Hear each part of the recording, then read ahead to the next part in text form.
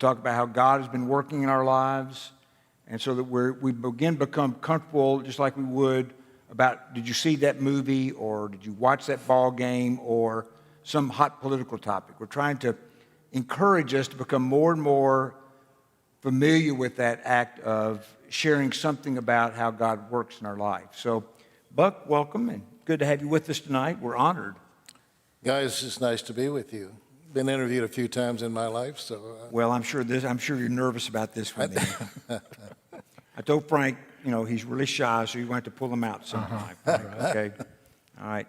So, Buck, one of the things that we really try to do is get people to think about, so when you began your life knowing about Jesus Christ and making that decision to follow him, and then here you are years later being an elder in a church, there's been a lot of change over your life. So that's really what we kind of want to talk about tonight, are those things that to you are kind of the most important things about how God has worked. So can you talk a little bit about your childhood and your early memories of being in a church and how you began this journey with Jesus? I'm a Church of Christ kid. From birth on, I was in the Church of Christ. My father was, family was. My mother was Methodist for years. She became baptized in the Church of Christ later. But everything I've done in life, I've always been at church. Mm-hmm. Always. No matter what my profession has been, I've always been at church. Sunday morning, Sunday night, Wednesday, and grateful for that. I grew up at Charlotte Avenue Church of Christ, which at that time was a pretty good-sized congregation for Nashville. And in fact, we were the largest for a while. I remember the Sunday Madison surpassed us. We announced it. Oh.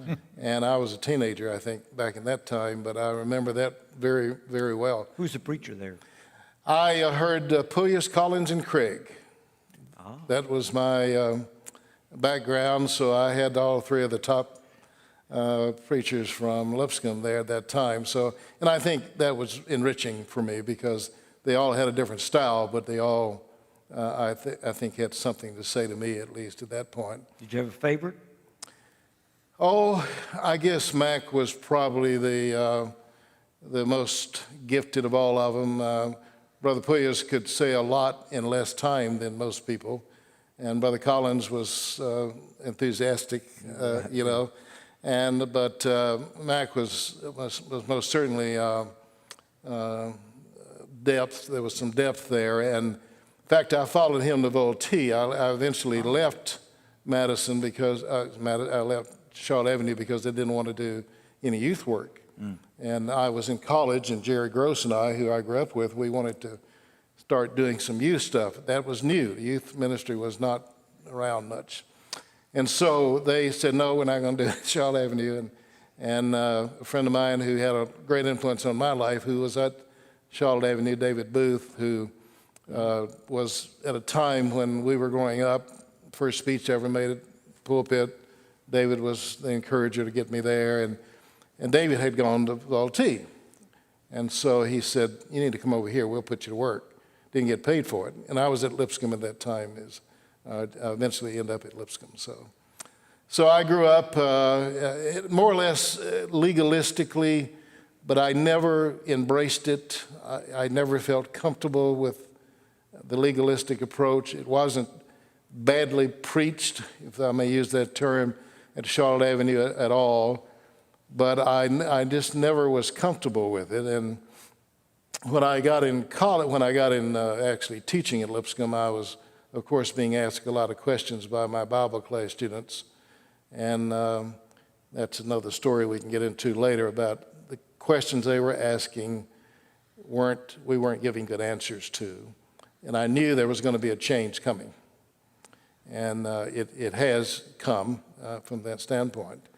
But my parents, there was a short period of time when my parents weren't as faithful to the service, but I was. I had an aunt who lived upstairs from us, and we went with her anyway. And back in those days, we could walk to church. We were only about 3 blocks away, so we could walk on a nice Sunday to church. So I was there all the time, and grateful for it. And then went to Lipscomb and taught in Bible, but went to Voltaire, and then came here. We may want to talk at some point about how I think God totally gave me opportunities through the Holy Spirit. As I told you the other day, I called it providence. Mm-hmm. We didn't believe in grace back in those days, so I didn't use that term much till I got here to Madison, and how I got here is an unusual story as well. Okay. I became a football coach as well, but I've been in the church all of my life, and I've gone from legalistic, not badly, to grace, and love to study theology, love to study the scriptures. At the root of Buck Dozier is I'm a teacher. Yes. Baseline. I have to speak. I have to teach, and I wasn't going in that direction at one time. My great-grandfather was a doctor. My grandfather was a doctor. My father was intended to be a doctor, and World War II got him. And they didn't send him overseas because he was at Lipscomb at that time. He had some college, which was unusual for young men at that time. And so they sent him to training officers in the military. And he had me and another one on the way when he got out. And so he didn't go on to med school, and ended his med career. I was then ordained to be the next doctor. I was the first grandson, first grandchild. I was going to be the next doctor. My mother would ask me when I get to heaven, "Did you become a doctor?" And I'm sure. But there was something down deep in my heart that's not me. That's not exactly what I want to do. Although I grew up around his office, I have a great love for first aid, medical stuff. I'm an EMR, emergency medical responder, and I believe in helping people that way and have all my life. But in the ninth grade, Ms. Iris Miller, and I think God sent her, we all had to fill out a vocational preference test. And we filled out a vocational booklet on some profession that you think you might want to be a part. Well, of course, I had to do the medical stuff. So I filled out this booklet. And it came back, and she looked at me one day, and I'll never forget it as long as I live. She said, I looked at your test. She said, quote, "You could be a doctor if you wanted to, but you'll never be happy." Mm. End quote. And I knew she was right. I've said this many times. I could be at Vanderbilt today in ER or doing surgery and making a lot of money. But the whole time I'm in there, I'd be wanting to teach a class or make a speech somewhere, literally so. And she changed, and I didn't have courage enough to tell my parents I wasn't going to be the next doctor. It was in college before I finally did, and there's an interesting story how I made a decision to teach. I graduated from high school and went to Florida for a week, came back, and many of you who are in the sports field know Clyde Lee. Mm-hmm. Clyde and a friend of mine, Dan Blazer, they both were at West End Church of Christ. They were coaching a knot-hole team. So I wanted to go down and see them, and so I went down, and Dan said, "The commissioner wants to talk to you." And I said, "Well, what about it?" He said, "Well, we have a team that doesn't have a coach, and we think you could do that." Well, they didn't, and I accepted the job without knowing I got all the kids that were cut off all the other teams.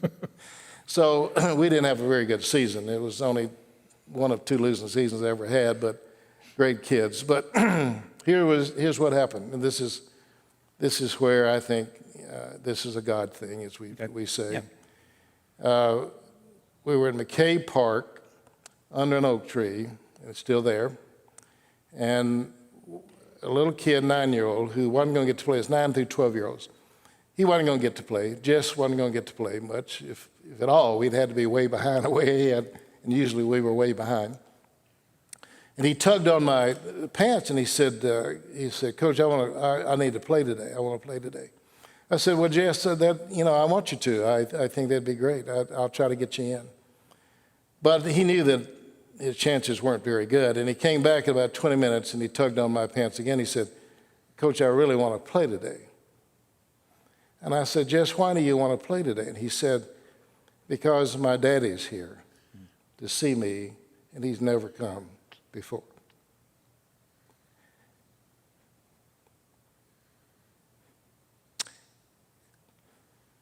At that moment, I knew I was going to teach and coach. Didn't have an idea I was going to coach. But I became to learn that that field or court inside what I call the white lines is a great classroom where you can do a lot with kids. And I finally decided that I'd be a history teacher, but I'd rather be a coach, and I'll teach history if that's what you tell me to do. But I ended up teaching Bible at Lipscomb. But I got out, I was going to go to public schools. I wanted to be a football coach. And I love baseball too. And so I decided that I'd go to the public schools to teach. Bellevue wanted me, Cone wanted me to come back where I graduated from high school. And Lipscomb didn't have football. They dismissed football for years because A.M. Burton didn't want it, and he gave a lot of money, and so they didn't have it. So unbeknownst to me, Metro Schools said, "Buck, we're sorry, we have a budget cut. We probably won't be able to hire this year." So out of nowhere, I got a call from Professor Boyce.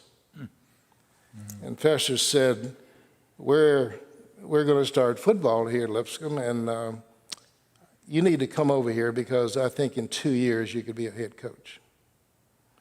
And my goal was in life to be a head coach at 25 years old, which is unheard of, but that was what I was preparing myself for. What I hadn't told you was I worked my way through college at an elementary school, Sylvan Park, where I coached grade Y, football, basketball, softball, and a baseball team during the summer. 9 through 12-year-olds, had a dynasty. All those years I was there. And so I had prepared myself through that time. Clyde Lee and Dan Blazer asked me to coach. And so I decided to coach, finally told my parents that I wasn't going to become a doctor, which there's a post story to this. My mom's been passed away 10 years, but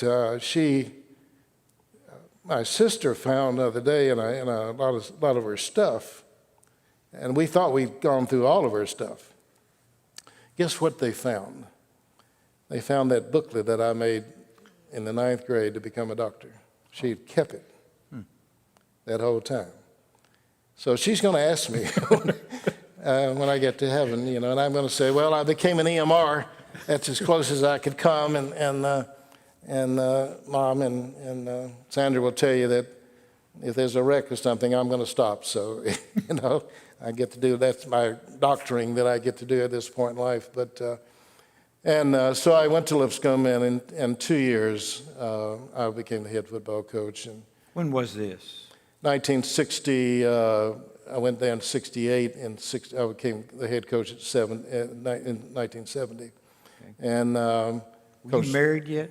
I married the same year that I became the head coach. Sandra and I married during that summer. How did you meet her? I met her in a freshman Bible class at Lipscomb. You say, what were you doing in a freshman Bible class? Howard Henderson and a guy named Phil Boeing and I all sat together. We were all seniors. We had to take the course because we were auditing. It was a summer course. We'd taken everything that you could take, so we had to repeat the class. She sat behind me, and I didn't ask her out. I wanted to, but I didn't for whatever reason. And then we went through, I immediately got the job. I was extremely busy, got into it. And in my Bible class in the winter, a young man named David Jones came up to me and he says, do you know Sandra Anderson? And I said, yeah, how do you? He said, she's my cousin. This had to be a God thing too, I think, after a year of not, And so I said, how bad do you want to pass this course? And he looked at me like, what do you mean? I said, how bad do you want to pass the course? What's your phone number? Oh. So he gave me her phone number. I asked her out to the spring banquet they had at Lipscomb. And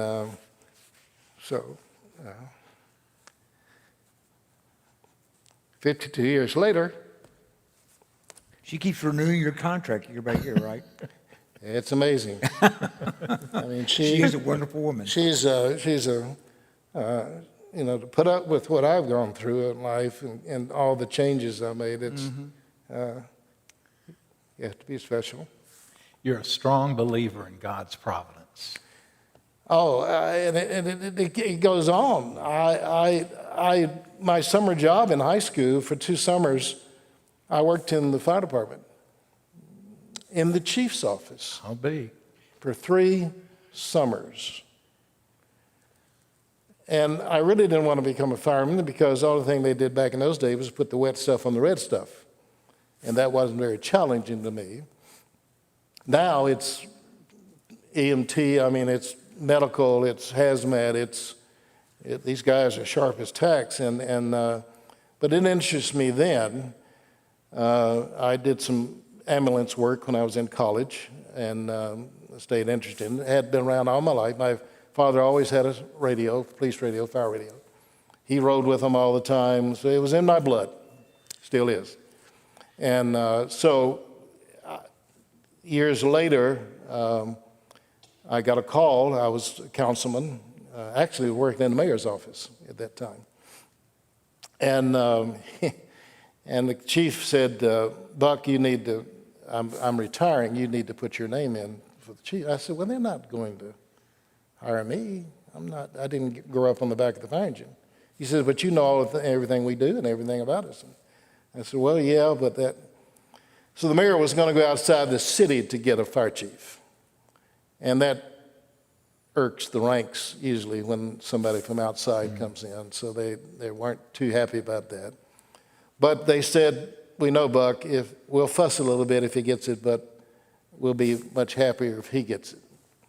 So Mayor Bredesen decided to send me down there, and for 6.5 years, I got paid for my hobby. Yes. Which, again, the Lord, just unbelievable, You seem very happy during those years, even though I can imagine how stressful that would have been to have been fire chief here in Nashville. I've never not really been unhappy in anything. In anything I've ever done, it's been within, there's a quote I give all the time, where your abilities meet the needs of the world, that's where God wants you. Mm-hmm. And when I get to heaven, I guess the question I have for him is, did I do what you wanted me to do? Because he opened up these doors. And I haven't even told you about the Madison Church of Christ. I want us to get there. Because We're going to get there. Yeah, okay. And so, I was, and that'll bring up the politics too when we get to Madison. But I've stayed, I think, within the range of my abilities. I haven't got outside, so when you ask me about happiness, I've never really been unhappy. And my personality is, I can deal with things tough, pretty much. I mean, that's just, I got it from my dad, and my granddaddy, who's the doctor. My granddad doctor was, I used to watch him stitch people without, he had no way to deaden your skin. And so I watched him do that. And so I developed a side of me that some people, I'm not mean at all. I don't have a mean bone in me, but I can be, steel and velvet is what I have tried to be all my life on a personal basis. Herb Anlin wrote a book called The Man of Steel and Velvet, referring to Abraham Lincoln. And there are steel qualities and there are velvet qualities, and only Jesus, I think, has ever reached the perfect balance of that. I haven't reached the balance of that at all, but I think that's what I strive for. There's sometimes I have to be tough, and then sometimes I have to be. When I was coaching in disciplinarian in a school, steel was used a lot. When I came here, the velvet took over. It became more prominent because they didn't have to. So before we get to your coming to Madison, because I do want to talk about that, because that's important to all of us, but I want to talk a little bit more about coaching at Lipscomb, because once again, I've seen these guys who are now my age, and the stories they tell about you as a coach, how their lives were changed, how they came to understand what it was to be a man in the world that followed Jesus. I mean, those stories are stunning to me, and I just hear it person after person after person. So talk to me just a little bit about, or us, a little bit about this, what you were trying, when you were coaching, because you were a brilliant coach, and I know you did a lot of work redesigning every year because of who you had, but you were forming character. You were mentoring men. That's the reason I went into it. When I discovered with youth that the athletic field and coaching could make a difference in a child's life. And I also felt like that I could see a lessening of toughness in young men that I saw was coming in society, which I think is predominant now, even more so than ever.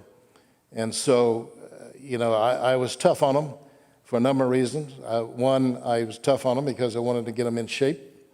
Of all the things I'm proudest of, I never walked out on the field but 8 times in 8 years to ever see about a kid. And the rest of the time, did kids get hurt? Yes, but there was there's a joke that goes in my things. My athletes say, it'll be on my gravestone, are you hurt or are you hurting? If you're hurt, lay down there, boy, we're going to take care of you every way possible. If you're hurting, get up, get back in the game. And every once in a while, I think in life, a young man especially needs that to be told him. I tell the story, my father, I was gold bricking a little bit about wanting to go to practice at two-a-days. And the two-a-day practices are awful. You're so sore in the first couple of days, you don't think you can move. And he knew I was gold bricking, which is a term for wanting to fake it a little bit. And he said to me, my dad said to me, Josephine, he said, if you can't take it, why don't you take up checkers? Oh. Well, that's all I didn't want to hear anymore. And I have appreciated that line. I didn't at the time, but I've appreciated that line.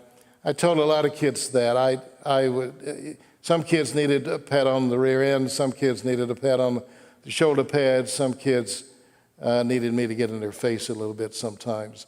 There's nothing worse for me than to see a human being who has ability and then not use it. And if you play for me, I will extract from you every ounce of your ability that I can get out of you. That's what they all agree on. And they all are different. Every one of them are different. I coached them all different. Mm-hmm. They weren't equal, but I wanted to be fair to all of them. And I was tough on them, but intentionally so. I think during my time, and even worse now, the only two places that young men could get some discipline and some hardening of themselves was the military service or athletics. And both of those have lessened up a little bit, perhaps too, but I loved coaching. I would have stayed in it longer. They asked me one time at Lipscomb High School for all the teachers in the annual, if you weren't doing coaching, what would you be doing? I said, I'd be a youth minister in politics, never knowing that I would actually do it. And, it came about. I left Lipscomb in coaching because Sandra was pregnant with Shannon. I was below poverty level anyway, what they paid us. And I couldn't, and Brother Please wasn't going to let me have any more money or anything, and he wasn't putting any money in the football program. And so I could have stayed in coaching. I could have gone to college coaching assistant and all kind of offers in high school coaching, and this is where Madison comes in. Okay.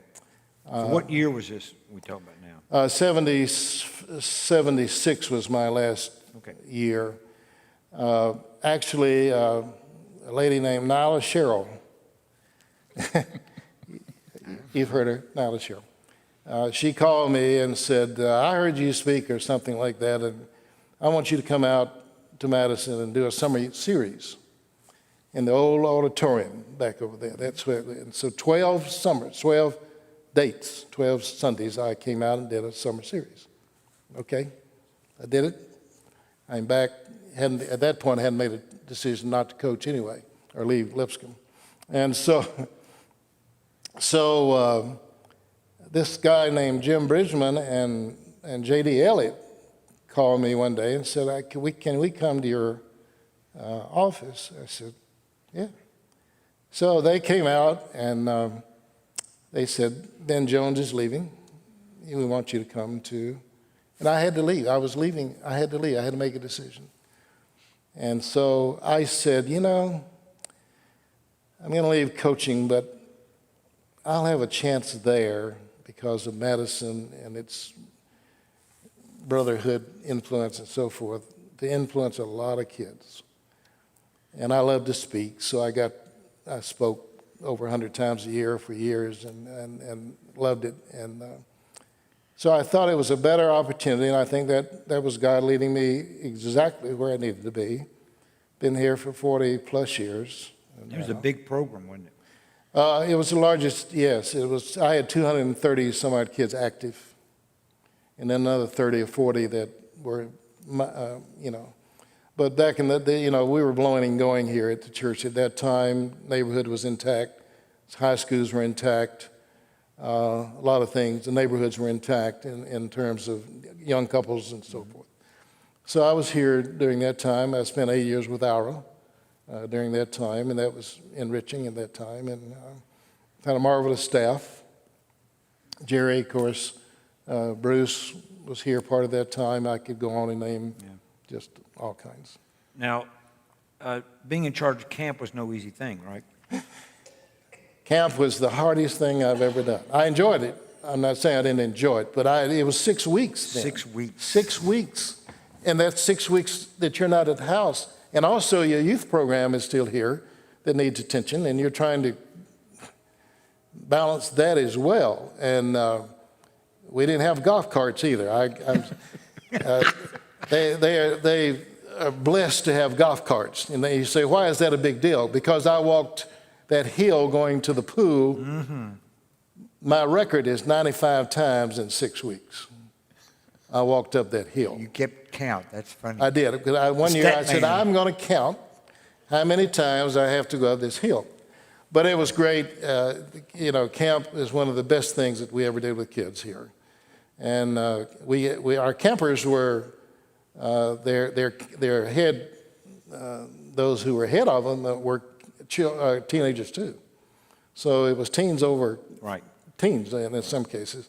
The other thing that we did here that I think was the best thing we ever did with young people is took them to Colorado. Mm. In coaching, I had ways to toughen you if you needed to live a little bit.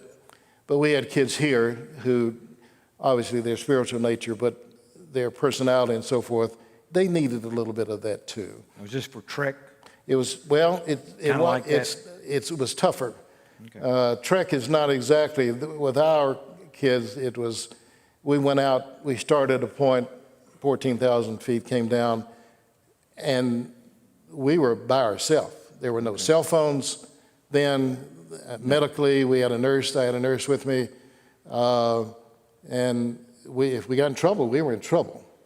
But we made it through. And it was, I know some of our kids that had that backpack on there, and it was, we had to say, we helped them at some point, but sometimes we said, no, you got to go. We got to move. We got to keep moving. And it was enriching spirits for kids, I think. So those 95 times up the hill in 6 weeks were getting you in shape for? Back in those days, I was in shape. In shape. All right. I couldn't make it 5 times today. But now, while you were youth minister here, you did a lot of speaking. You went around speaking. One of the things you were asked to talk about is sex, right? I did, and it's funny how I got into that. Actually, when I was coaching at Sylvan Park Elementary School, when I was in college, the principal came to me one day and he said, Buck, I want you to talk to the 5th and 6th grade boys about preparing for adolescence. I said, what? And I said, what are the girls going to do? And the principal said, they get a movie by Walt Disney. The boys got you. So I literally flew to the 20th century bookstore and got every possible book that I could get on preparing for adolescence. Dobson had come out then, but there were other books at that time. So I did it. And I realized how important it was. That's what you were known for a lot of years, because you were talking about things we were afraid to talk about, but how important and necessary it was. No one else was doing it, but you were breaking the ground. I gave a 10-minute speech in high school chapel one day called Superman versus Wonder Woman, and it was based on Genesis 1:27, that so God made man in his own image, and in the image of God created him, male and female. And my point was, young men, God wants you to grow up to become a man. Girls, you're supposed to grow up to become a Christian woman. And from that speech, that 10-minute speech, it caused such a stir of importance to them. I developed it on further. And I was not, kids always came to me for counseling. I wasn't a counselor by trade, but they would all come with their problems, dating, sex, and all those things. And I didn't give very good answers. I really didn't know what to say, and I'd quote scripture or do something like that, but the question, how far is too far, I could give you a couple of scriptures, but that didn't tell them exactly. So over the years, I developed 4 speeches that, first of all, a boy should become a man, a girl should become a woman, and all that involves. And then I went into the dating part of it, and then into the sexual part of what you can do and what you could do. And I told them, and without using one term that was bad, I talked about things Hugh Hefner could talk about without using one term that he used. And it was received extremely well. What I'm most proud of in that speech, which I did over 500 times, is in the public schools. And I never changed a word. I never changed a scripture or anything. I don't know where I could get by with it today. I don't think you could. I probably couldn't.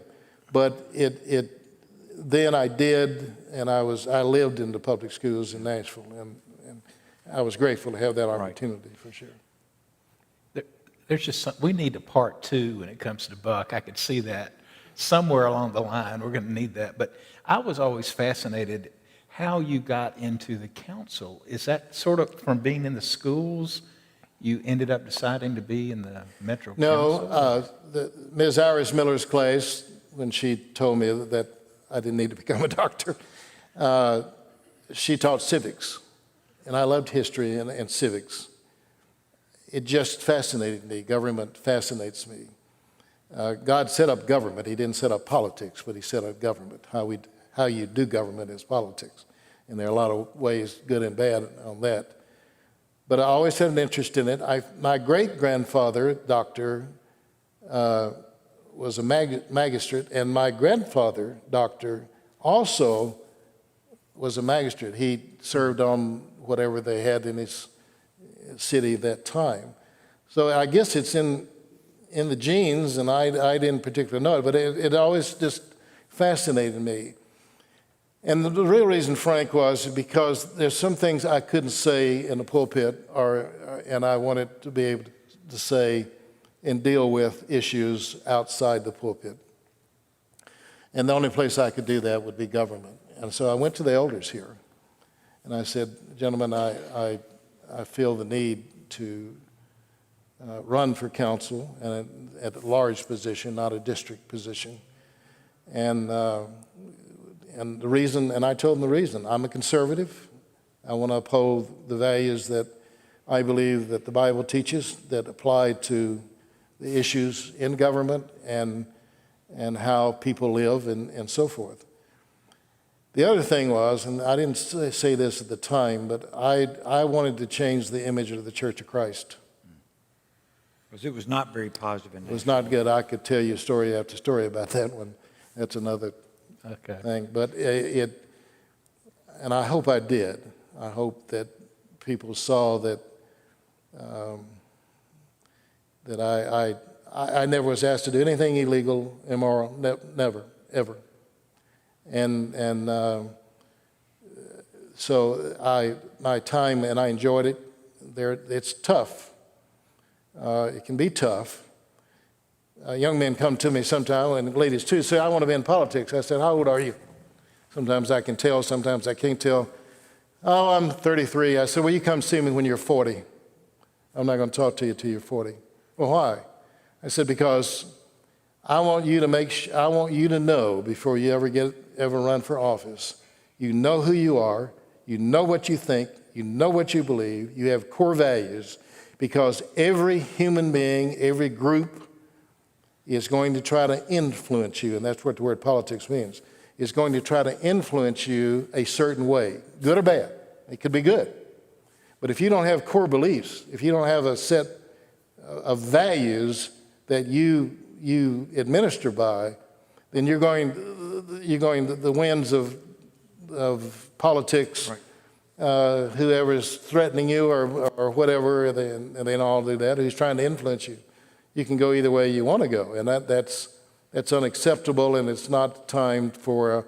You're not going to make it, and you're not going to be respected. Right. I think in politics, if you're that way, for sure. You know, there's some people when they reach 40, they still haven't clarified the principles. Oh, So what I want to ask you is this: who helped you to figure out your guiding principles? Was there a teacher? Was there a book you read? Was there somebody who their thinking was influential in helping you figure that out? It's a combination. I can't say one person. It's a combination of many fine teachers at Shaw Avenue. David Booth again, Frank Mayo, who was an elder there for years. They all had a tremendous influence on my young life. And I grew up at a good time. We didn't lock our doors. We didn't have policemen in schools. I grew up in a wonderful time. I didn't hear cursing in songs. I didn't hear all that kind of stuff, that goes along. In fact, I was very blessed with that. I consider that a true blessing from God. But so there were a number of people during that time, and David actually coached me when I was 12 and 11, David Booth, when I was 11 and 12 years old, and that made a difference in my life as well. I have heroes. Who are some of your heroes? In different professions. Coaching, Lombardi had a tremendous influence on me in a lot of ways. All of my heroes are flawed people, as all of our heroes are and right. will be, but he had many qualities that I wanted to emulate, and our personalities were real different, but at the same time there was some synonymous things that we like. Public speaking, Dr. Kenneth McFarland, who was considered at the time the #1 public speaker in America. I'll tell you one story on him. I found out that he was going to speak in Clarksville. And so I called his office and asked if I could attend. And a friend of mine, Presley Ramsey, was going to go with me. And so we're in this room of 400 people, and Dr. McFarland is kind of in the reception before the dinner and the speech.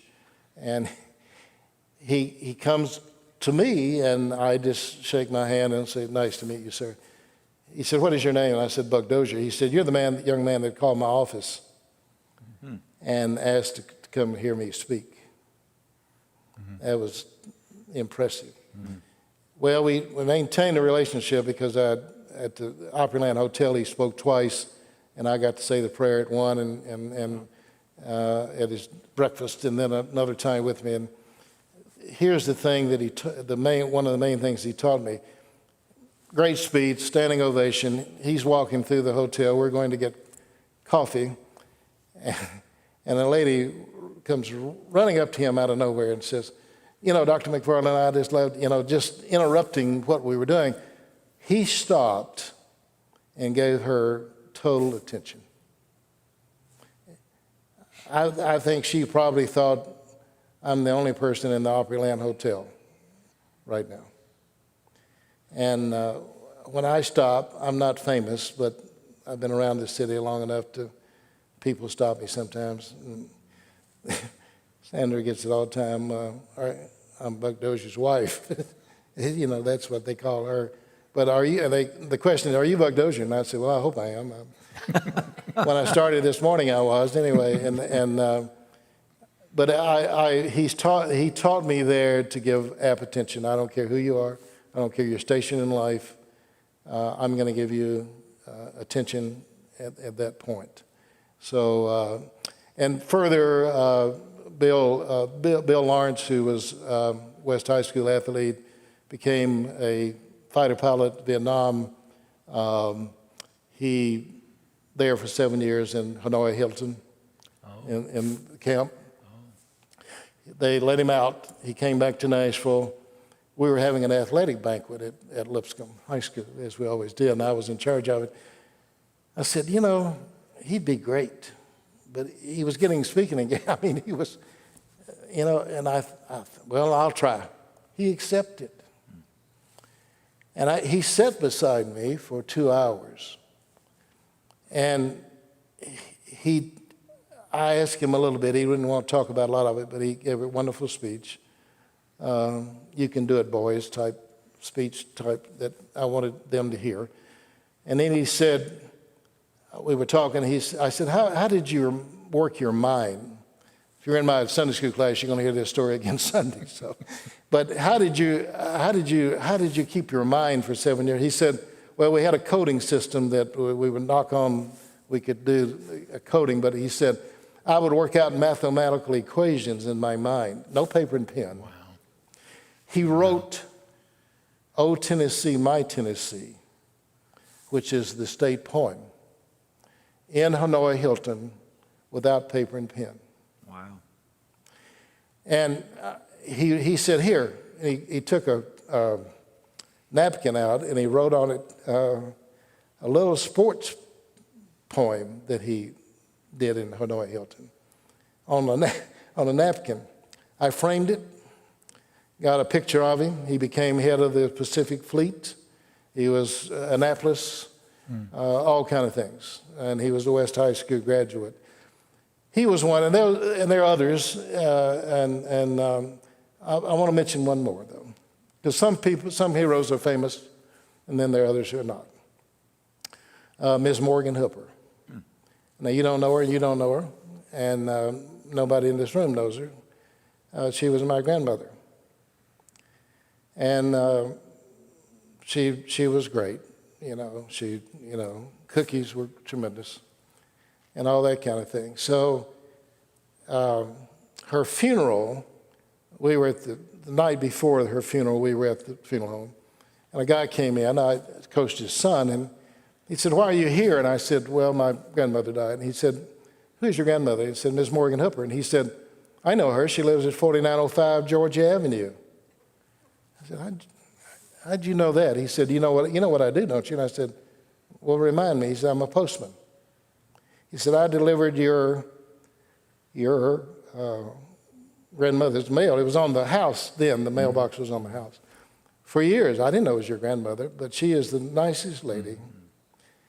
I don't know a thing the preacher said on the memorial service, but I do remember what the postman said the night before. Wow.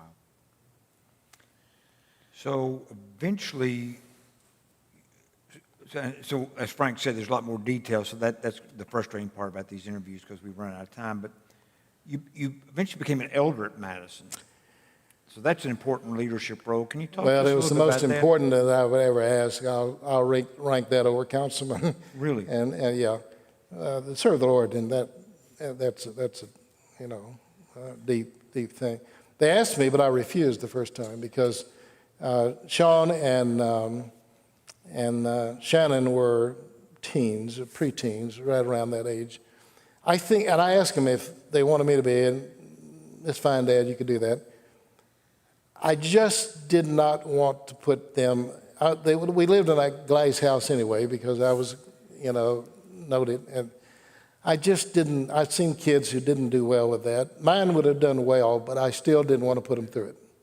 And I said, gentlemen, you can, if you still want me to be an elder, my kids are graduating high school, when Shannon graduates, if you still want me, you can ask me and we'll make that determination. They did, and I did. I told them, though, when I became 70, that was it. And you say, why would you say that?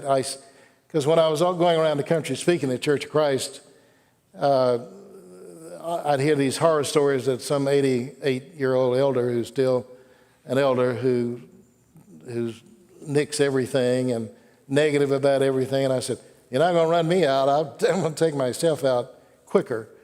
We had some trouble here, and bless their hearts. I don't know why they did it. They asked me to come back and help out a little bit. So I don't know how long I'll stay, but I'm here for a little I'm glad bit. you came back. It's been really important to me, your role as an elder here, and you don't act like one of those controlling older elders.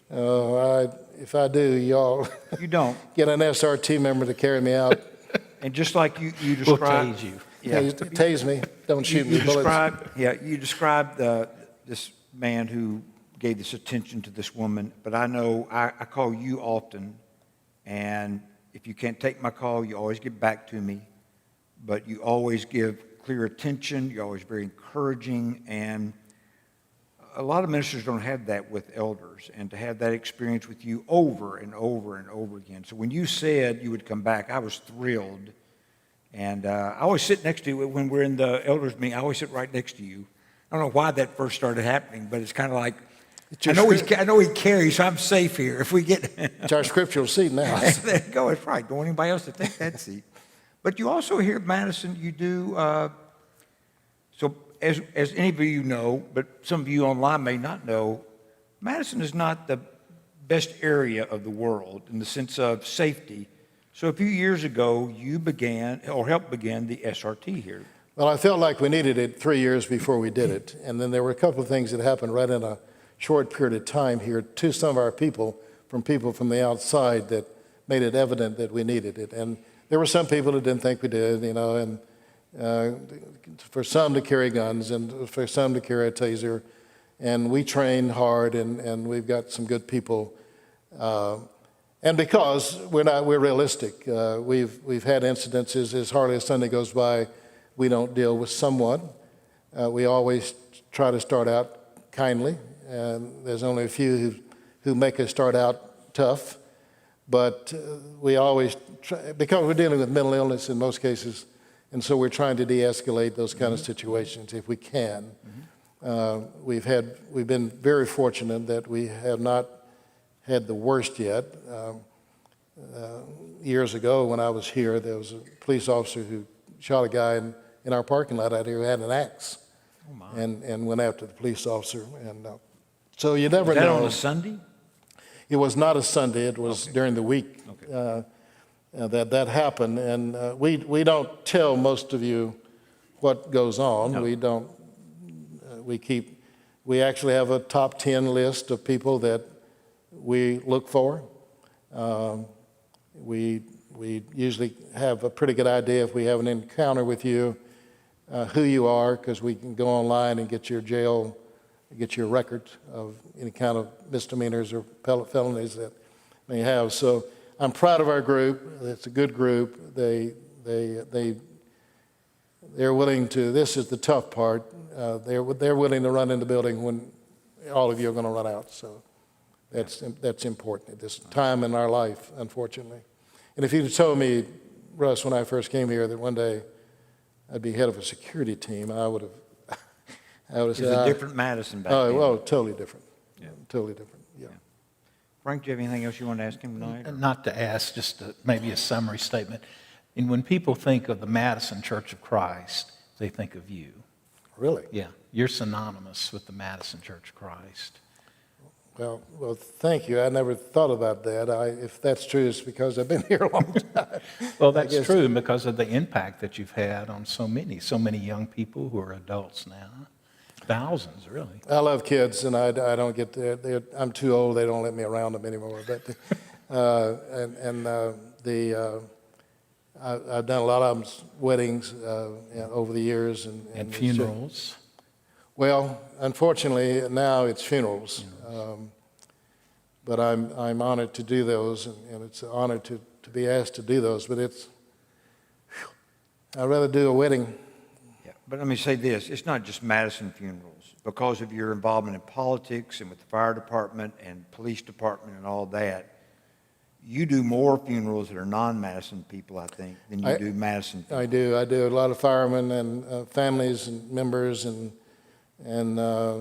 kids our coast. I get the gentleman's fixing to die that was part of when I was in the coaching elementary school, and I'm going to have to do his funeral, and so that's been a blessing, and at the same time it can be difficult sometimes. It's hard. I did a college friend, Howard, and a high school friend, Larry, and then Bruce, a colleague, in the same week. And you had just lost your brother. And I lost my brother the week before. So it was kind of a Hard. tough time. It was a tough time. Well, I know we're really out of time. I want Frank to tell us a little bit about what he's going to be doing next week. I'll be out of town, but I want him to tell that. Before I turn over to him, I'll let you close with prayer. But one of the things I do want to say is, having met so many of your football players, I've always had that sense of, man, I wish I could have played for him. But one of the things I'm glad about is that even though I didn't get to play for you, when I started serving as a preacher, I got to serve under you as one of my elders, and that friendship, and then share those breakfasts with your football players. And so I feel like vicariously, as I listen to their stories, and I didn't have to run all the wind sprints that you had them run too, so that makes it a little bit easier too. But I'm grateful. It's the pattern you hear in all these stories is, number one, that God gifted you and has been leading you, and your desire is to use your life for Him. And that's what Jesus is talking about is, unless you deny yourself and take up your cross daily and follow me, you're not my disciple. But you've been His disciple, and you've been following and paying attention. We're put here to serve, and I didn't mention that in my spiritual growth. I don't know where I got that, but I guess it was From Jesus. Well, it did, but it came through parents and others. I'm put here to serve. You are. That's But in all those stories, what's also clear is you're a leader. And you emerge as a leader wherever you are. And so that's one of your key gifts. You're a great teacher. You've got all these other things that are interesting and important to you. You love sports, and you're an Alabama fan, which my wife loves. But in everything you do, you're not afraid to lead. And we are a country that needs leadership that models the servant's heart. And I'm grateful that at Madison, you're one of the people who lead me, but do that with that compassion and that servant's heart. And with joy. You got a good sense of humor, too. I like that. Oh, I gotta have the humor. I can't make it. Y'all have been very kind to me, and I love both of you. Appreciate it. It's mutual. So, Frank, can you tell us, next week we have something a little bit different, and then would you lead us in a prayer? Sure. We're going to break the mold. We're not going to do an elder next week. We'll wait till you're back, and we'll do another elder. But there's a young man I want our church family to get to know who's a member here. In fact, he's sitting out in the audience this evening. But his name is Andrew Jack, and I just want people to hear his story, because I wish every Madison member would have an opportunity to hear their story. Yeah. So his will be fascinating next week. And so lead us in prayer. Okay. Please. Dear Father in heaven, we can see your hand in Buck's life. Amen. We see your hand in our lives. And we're very grateful for your providence that leads us through good times and through difficult times. We just thank you that you're there in our life, and that gives us confidence for the future. Thank you for Buck. Thank you for all of our Madison members, all of those that are listening tonight and will listen to this later. We just pray that we can be that servant like Buck is talking about, to have that servant heart. We love you and we want to serve you. We ask this through our Savior. Amen. Amen. Yeah. Thank you, Buck. Thank you, Frank. Thank you for being with us tonight. Hope you'll join us online on Sunday at 9 o'clock. And if you feel safe, we'd love to have you not just join us on, we'd love to have you in the house. We have adult classes that are going now, and it's been really great. So hopefully soon you'll feel free to do that with us, because that would be a blessing to be with you. God bless you tonight, and thank you. Is that all right, Gus? Thank you.